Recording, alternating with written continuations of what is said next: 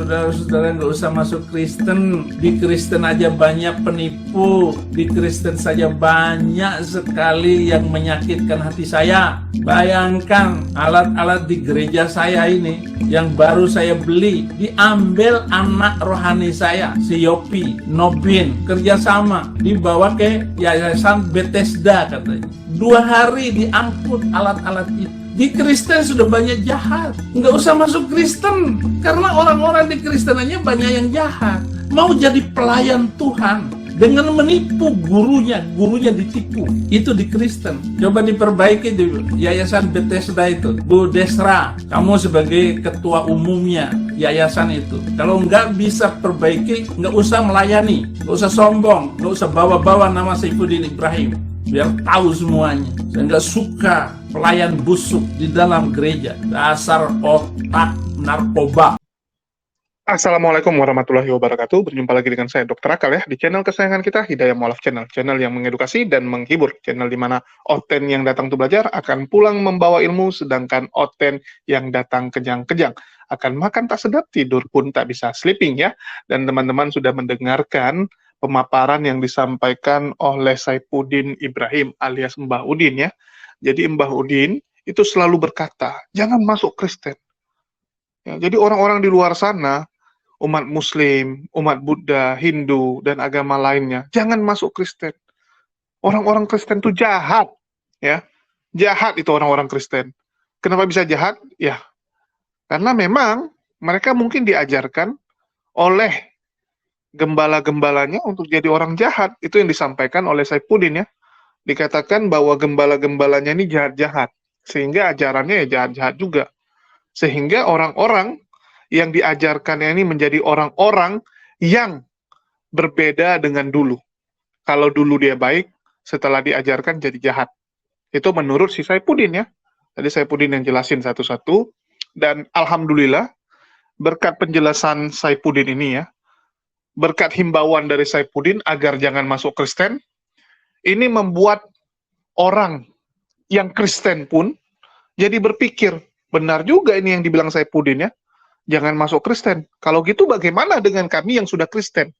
Oh, harus keluar dong. Ya. Saifuddin menghimbau jangan masuk Kristen. Bagaimana dengan orang yang sudah Kristen?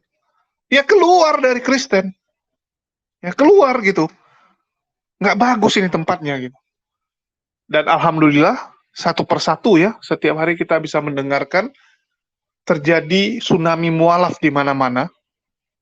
Apalagi sejak debatnya itu dengan pendeta-pendeta, makin banyaklah orang mualaf. Ini sudah nggak bisa terbendung, bahkan tiap hari ada yang mualaf. Dan alhamdulillah, berkat ya, perkataan Saifuddin ini, dan juga debat yang dilakukan Ustadz Wafi dengan si Sob Katul ini, makin menguatkan iman-iman teman-teman Kristen kita untuk memutuskan melangkah keluar dari kepercayaannya yang lama.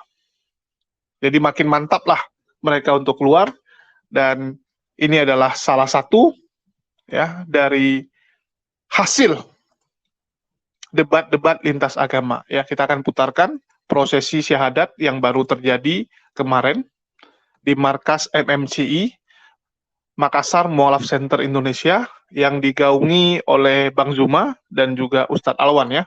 Oke, kita akan saksikan cuplikan saat prosesi syahadat ya. Sambat sama Hidayah. Ya, keburu Hidayah itu datang. Jadi adalah satu kebanggaan sahabat-sahabat yang ingin bersyahadat pada hari ini itu adalah calon sarjana teolog. Alhamdulillah beliau didampingi oleh temannya juga. Beliau adalah calon sarjana teolog juga yang dua-duanya alhamdulillah mendapatkan kebenaran setelah mengkaji daripada Bible itu sendiri secara formal. Ya. Nah, setelah ini kenapa kami umat Islam itu teman-teman kristolog, ada Petalempo, ada Dinda Alwan, itu selalu mengajak orang untuk selalu melakukan tindakan-tindakan preventif terhadap misi-misi di luar sana. Karena amanah Al-Quran. Fala tuti'il kafirina wajahiduhum bi jihadan kabira. Jadi kita harus melakukan perlawanan besar terhadap misi-misi orang yang ingin memurtadkan umat Islam. Kita melawan mereka dengan jihad yang besar, itu artinya kita lawan mereka dengan Al-Quran, bukan dengan peperangan secara fisik, tapi kita lawan mereka dengan Al-Quran. Itu amanah Al-Quran. Oleh karena itulah kemudian mungkin kita semua ingin tahu, sahabat saya ini, apa sebenarnya yang menarik dari Islam gitu. Karena tentu Anda ingin meninggalkan agama di mana Anda mengeluarkan biaya, mengeluarkan tenaga, waktu, belajar. Begitu mau lulus sarjana teolog, justru Anda menjadi Muslim gitu. Kira-kira apa yang menyebabkan sahabat saya tertarik Islam gitu? Perbandingan dari Alkitab Ya. sama Al-Quran beda. Oh ya, Alkitab dalam arti kata Bible ya, Bible. Dari Perjanjian Baru, dari Matius sampai Wahyu itu banyak perbedaan-perbedaan kata. Maka ada yang double. Dan itu memang materi pembelajaran di tempat. Iya, itu materi teologi ya. Ya, terus. Banyak yang saya dapati yang dari Matius masuk ke Lukas, Yohanes, itu bisa di sini bilang A, nanti masuk di kitab yang ayat B, jawabnya B, nanti ke C lagi. Ya, contoh kasus di dalam Matius 10 nomor 34, 35, 36. Ya. Nanti dia muncul lagi di ayat lain. Dikatakan gini, bukankah tertulis di dalam kitab Taurat bahwa siapapun yang diserahi tugas untuk menyampaikan firman, maka dia adalah Allah. Iya. Dia katakan di Taurat, tapi ternyata tertulisnya di Mazmur. Iya. Yang kayak gitu kan? Iya. Nah itu dia. Makanya kemarin siapa namanya? Sopatu siapa? Belum kenal juga. Itu si Christine. Iya. Ketika ditanya tentang Markus 16, dia sampai ini apa namanya dia? Ngamuk. Dia nggak bisa menunjukkan. Dia kejang-kejang. Dia sampaikan ada ribuan manuskrip kata dia yang tidak bisa ada kodeks-kodeks yang belum ditemukan dan dia sementara mencari. Karena tiap Injil itu berbeda-beda maknanya. Iya. Ada yang satu. Iya. Jadi Anda dalam proses belajar mencari kebenaran untuk menyampaikan Injil ke seluruh makhluk, ternyata Anda bukan menemukan kebenaran, tapi Anda menemukan kesalahan. Iya, pembenaran saya dapat bukan kebenaran. Oh, pembenaran, subhanallah. Dan itu juga terjadi sama Ibu ya? Iya. Kalau Ibu apa alasannya ninggalin perguruan tinggi, padahal sudah mau sarjana? Karena jilbab. Jilbab? Nah, itu yang menjadi pertanyaan saya memang selama ini. Kok perempuan di Muslim, di Islam, kalau pergi beribadah ke masjid, bagiannya spesial, khusus. Kenapa kalau yang non-Muslim, bagiannya umum gitu, bahkan tidak ada perbedaan antara mau pergi beribadah atau pergi ke pasar atau pergi ke mall atau pergi ke. Tapi bagaimana dengan dalil yang ada di Timotius, Efesus yang mengatakan tudungilah rambutmu? Iya itu. Ya ini itu yang ini kayak masuk ke Islam ini kan ditudungin kan hijab. Iya. Berarti mereka ada tertulis, mereka tidak amalkan, yang tertulis tidak diamalkan, yang tidak tertulis diamalkan. Saya berani katakan perempuan-perempuan di luar Muslim sama sekali tidak mengamalkan. Karena waktu saya menerima hidayah pada 2016 bulan Juni, di situ saya ada dikasih perbandingan antara kitab Bible, Injil dengan Al-Quran. Di situ dikatakan seorang perempuan beribadah itu dikatakan di kitab Injil, di Perjanjian Baru, seorang perempuan beribadah itu tidak mengepang-ngepang rambutnya dan tidak mengenakan perhiasan berlebih-lebihan. Lalu di kitab Al-Quran, di Al-Quran dikatakan bahwa seorang perempuan wajib menutupi aurat.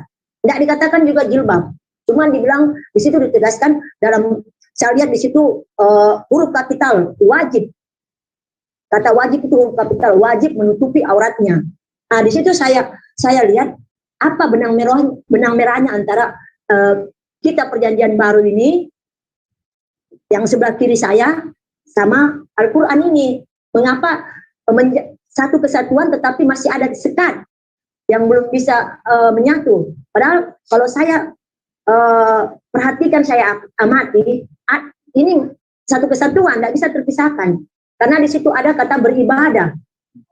Nah, dari situ saya dapat, oh ternyata betul perempuan yang mengenakan pakaian muslimah syar'i itu memang tidak kelihatan rambutnya dan tidak memakai perhiasan. Sama seperti Bunda Maria ya. Sama seperti Bunda Maria.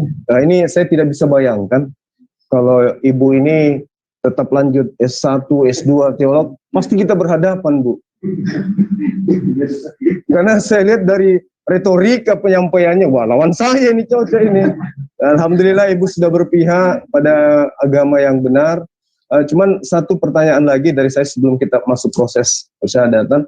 Tadi kita sudah mengetahui bahwa di dalam kitab yang asalnya Septuaginta, kemudian masuk ke berbagai macam bahasa di dunia, itu terdapat kesalahan-kesalahan fatal yang tidak bisa kemudian dimaafkan.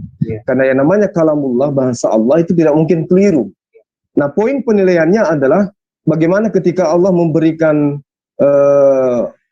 kesaksian terhadap makhluk lain, ini Adam lain daripada kalian.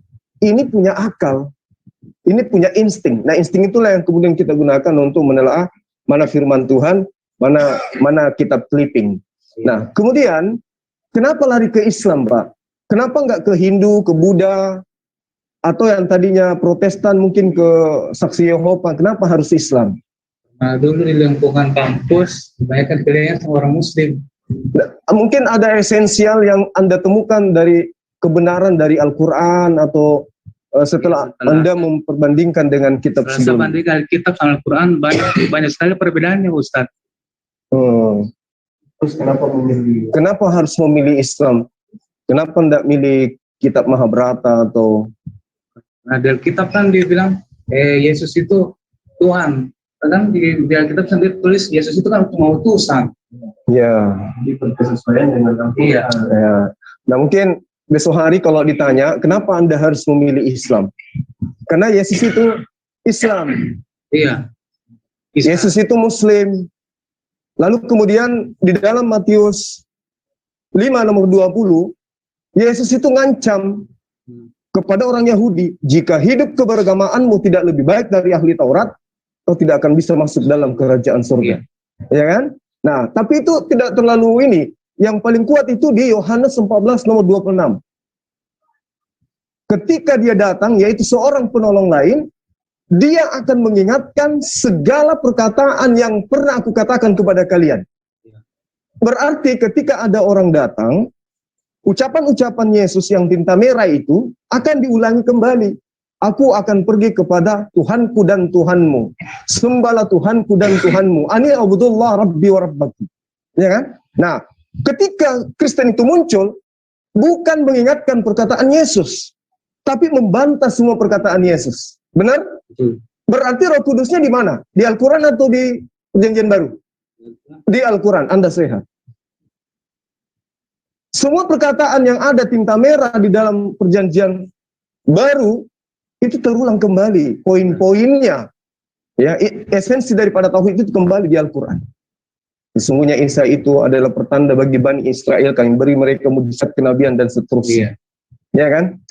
Jadi sudah benar alasan Bapak menerima Islam karena Yesus itu adalah seorang Muslim yang taat.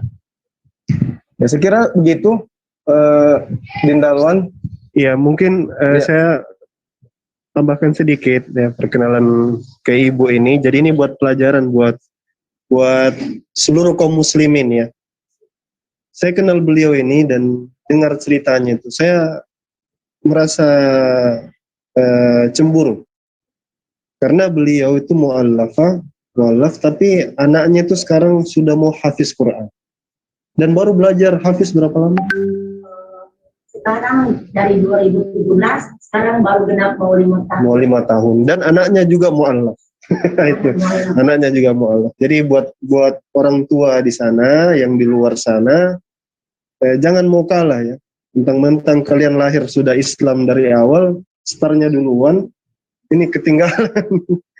Ya, dan kita doakan semoga anaknya pulang hafiz dan nanti gabung di MMCI kan. Amin, amin, amin. Iya, kita berharap demikian. Insyaallah. Oke, sekarang mungkin kita masuk di prosesi pensyahadatan. Mungkin ada pesan dan kesan dari Bapak. Dari siapa? Dari Lagi, Pak Ustadz, boleh. boleh. Mau dua juga. Di situ dikatakan dalam kitab Bible, ya, bahwa Yesus itu menggenapi, Ya, bukan menyempurnakan. ya, Namun di Al-Quran, Muhammad Shallallahu Alaihi Wasallam menyempurnakan. menyempurnakan.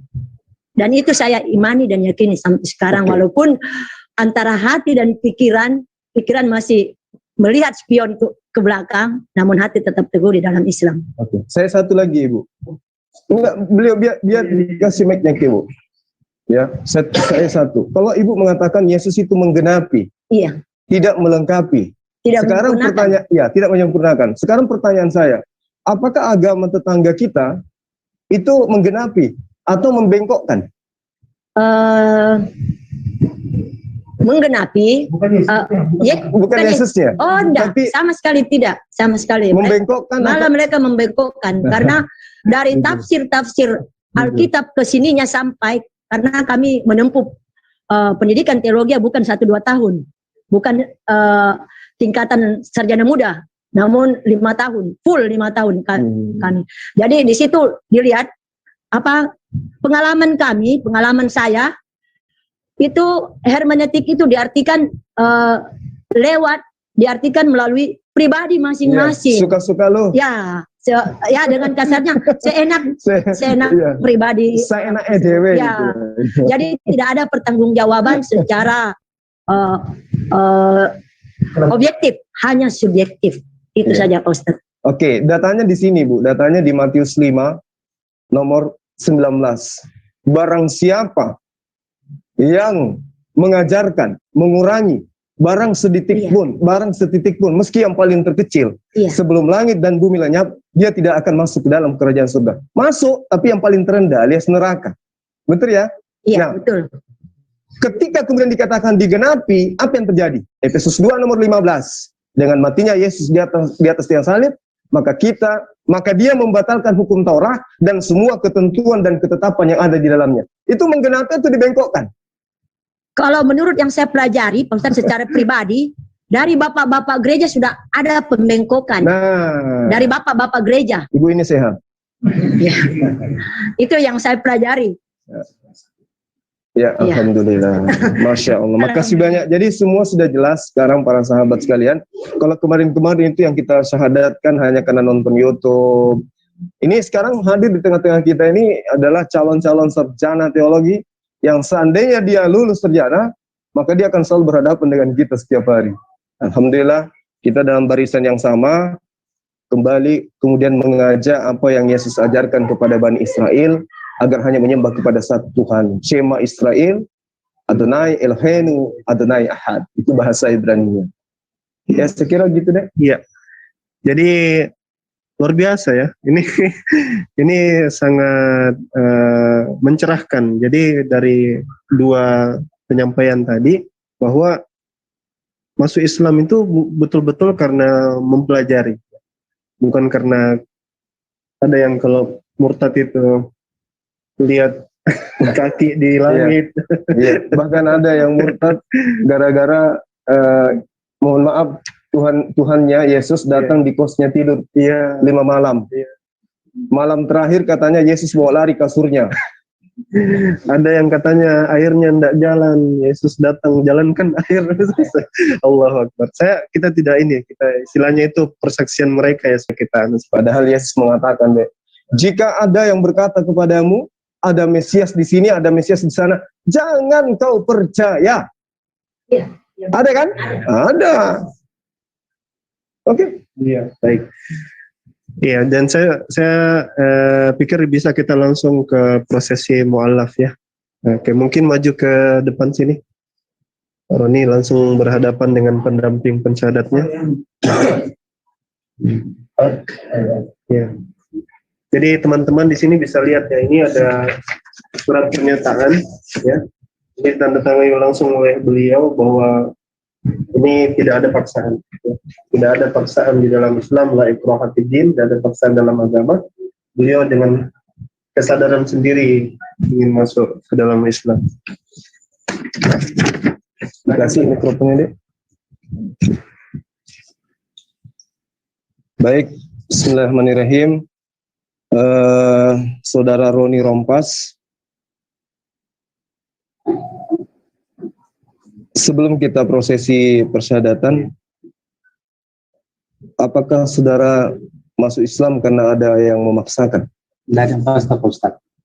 Tapi murni karena Dari hati sendiri murni. menemukan kebenaran di dalam Islam. Iya.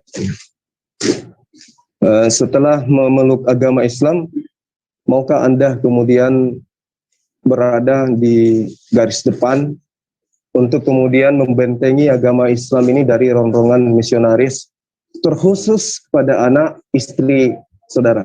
Insya Allah, Pak Ustadz. Karena yang kemarin 2 tahun lalu masuk Islam. Alhamdulillah. Anak pertama? Iya. Masya Allah. Anak kedua? Yang kedua sementara menjajaki proses. Iya. Kita doakan. Iya. Saya dengar saudara Roni Rampas ini keluarganya, orang tuanya itu aktivis gereja semua, betul? Iya. Pendeta, pastor? Pendeta. Yang pendeta siapa? Om. Oh, Om dari Bapak. saudara Bapak. Iya. Saudara. Setelah tahu Anda bersyahadat, ada reaksi? Saya Kecil. dibuang. Dibuang? Iya. Ya, itu biasalah itu terjadi. Jadi benar hari ini disaksikan oleh sahabat-sahabat kita bersyahadat ya. Pak Ustadz. Ikuti saya.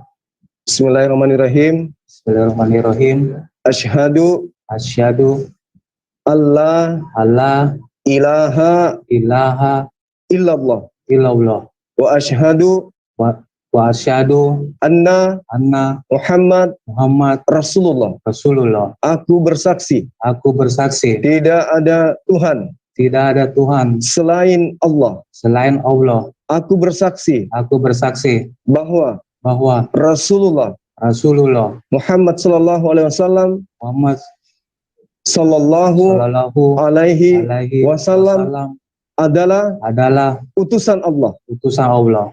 Gimana? Sah. Sah. Alhamdulillah, masya Allah. Sah. Jadi, Allahu Akbar. resmi, Allahu ya, Akbar. kita sekarang Allahu sudah Akbar. ada. Allah Akbar. Luar biasa sekali ya teman-teman, sudah lihat prosesi syahadat dari si Roni ini ya, dan nanti kita juga akan mengundang ya mualaf ini untuk hadir di channel Kisah HMC untuk memberikan kisahnya juga ya. Jadi teman-teman sudah saksikan bahwa seperti yang disampaikan oleh Mbak Udin ya, yang di luar Kristen jangan masuk Kristen, dan yang kalau di Kristen pun kalau bisa sadarlah bahwa di kekristenan itu orangnya jahat-jahat. Kalau menurut Saifuddin ya, bukan menurut saya. Jadi kalau tahu ajaran ini membuat orang jahat, apa yang harus kalian lakukan? Ya keluar. Ya, keluar. Karena di sini ini ibaratnya udah kayak rumah kebakaran. Rumah yang sedang kebakaran, ya kalian harus keluar, nggak bisa di dalam gitu. Kecuali kalian mau mati terbakar, ya nggak masalah, di dalam terus. Jadi kalau kalian mau berubah menjadi orang lebih baik, jangan jadi penipu, jangan jadi penjahat, keluar.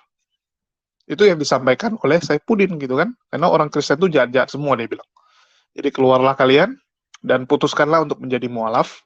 Ya kita bisa melihat orang yang sedang jadi calon sarjana teolog memutuskan ya, setelah dia mencari di Alkitabnya, ternyata nggak ada kebenaran. Yang ada pembenaran, dibilang ya, mencoba menutupi hal-hal yang sebenarnya sudah sangat clear, sudah sangat jelas bahwa Yesus itu bukanlah Tuhan. Yesus itu bukanlah sang pencipta. Dia hanyalah Lord. Ya, dia hanyalah Tuhan. Artinya dia adalah manusia yang lebih spesial dari manusia yang lain. Dan semua nabi sama. Nabi-nabi itu adalah orang-orang spesial di atas manusia-manusia yang lain. Karena kenapa? Amal ibadahnya. Ya. Karena ketakwaannya kepada sang pencipta yang di atas rata-rata manusia, sehingga mereka diberikan kuasa, diberikan hal-hal goib, mukjizat. Ya, mereka diberikan yang lebih spesial dibandingkan manusia yang lain. Tetapi mereka bukan sang pencipta, mereka hanya menerima. Ya, mereka penerima dari mukjizat tersebut. Jadi clear ya, setelah mencari ilmu, mereka menemukan kebenaran. Itulah kenapa dari dulu kita selalu sarankan orang-orang Kristen ya, kalian cari sendiri, nggak usah kalian ikut-ikut orang. Kalian baca Alkitab, dari Kejadian sampai Wahyu. Baca, cari tahu apa keinginan Yesus, siapa itu Yesus, ya. Apa inti ajaran di Alkitab itu. Jangan terfokus kepada doktrin yang ditanamkan oleh bapak-bapak gereja atau pendeta-pendeta, jangan. Cari tahu sendiri. Ya. Begitu juga kalau mau belajar Islam, carilah alim ulama, ustadz yang benar-benar kredibilitasnya jelas. Jangan kalian belajarnya sama Christian Prince atau Sob Katul, ya. Jangan ikuti kata si Mangapul. Masa mau belajar Islam sama CP? Ini gimana sih? Ya, hanya berdasarkan si CP bisa bahasa Arab gitu. Ya Abu Janda pula Abu Jahal. Ya, Abu Jahal juga bisa bahasa Arab. Kenapa nggak belajar sama Abu Jahal aja kalau begitu kan? Kan standarnya parah gitu. Belajarlah dari yang memang ahlinya, jangan yang mengaku ahli. Yang mengaku banyak, yang benaran ahli dikit. Ya, yang ngeklaim tuh banyak. Jadi bagi teman-teman Kristen, kami nggak suruh kalian belajar sama Ustadz Zuma, ya, Zakir Naik, nggak perlu. Belajar sendiri. Jadi teman-teman Kristen, pelajari sendiri Alkitab kalian, maka Alkitab itu sendirilah yang akan menjelaskan dengan gamblang kepada kalian semua, siapa itu Yesus, apa itu ajaran Yesus. Nggak perlu kami yang jelaskan, tapi kalian yang cari sendiri. Kalian yang lihat sendiri, kalian dengar sendiri apa yang ingin disampaikan Yesus sebenarnya kepada kalian semua. Ya, mungkin itu aja yang bisa saya sampaikan. Makasih ini buat teman-teman yang udah nyimak. Di akhir kata saya ucapkan wassalamualaikum warahmatullahi wabarakatuh. Sampai jumpa di lain kesempatan. Dan jangan lupa, ya, gunakanlah akal terus, carilah terus kebenaran. Jangan katanya-katanya, tapi kalian cari sendiri ya. Kalau udah yang katanya-katanya ini nggak jelas. Oke, makasih buat semuanya.